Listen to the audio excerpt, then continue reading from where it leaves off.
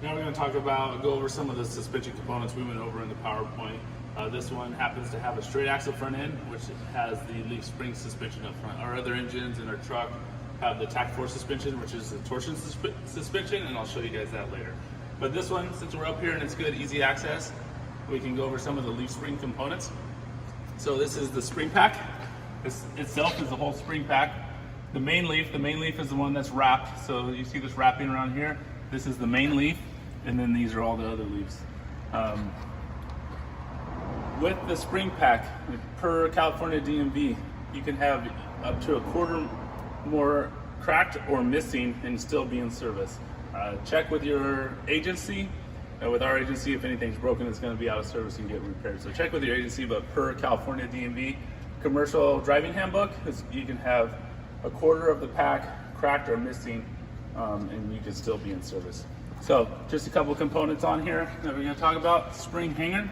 The spring hanger's on the front. The spring hanger is a stationary component. This part of the spring does not move. It can rotate on that hanger. There's a bushing in there, but it does not move at all.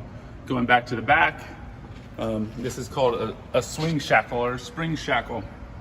In its purpose, since this spring, when it flexes, right now it's arced, and when it flexes, it flattens out. So when it flattens out, that it has to move out to follow that radius.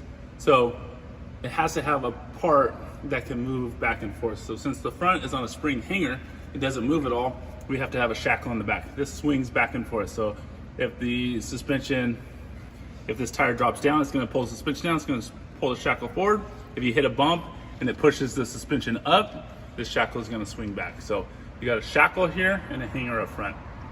These are just to hold the spring pack together. These are clips that hold the spring pack together. The other main part of this component of this is going to be your U-bolts. Your U-bolts are what bolt the spring itself to the axle. So you got to make sure these U-bolts are not loose and there's no cracked or missing U-bolts on your apparatus. Going to here, you have the shock. What the shock's job is to kind of smooth out the action of the suspension. The shock doesn't hold up the vehicle, and it does not. If you had just a shock on there with no springs, your vehicle wouldn't hold up the weight of the vehicle. The springs support the weight of the vehicle and take the bumps, but if you didn't have a shock on here, you couldn't control that spring rate, and it would be super bouncy, or it would rebound real quick, or it would compress real quick. So this has compression and rebound in it, and it just smooths out the action of the suspension. So looking at the shock, you want to make sure it's tight.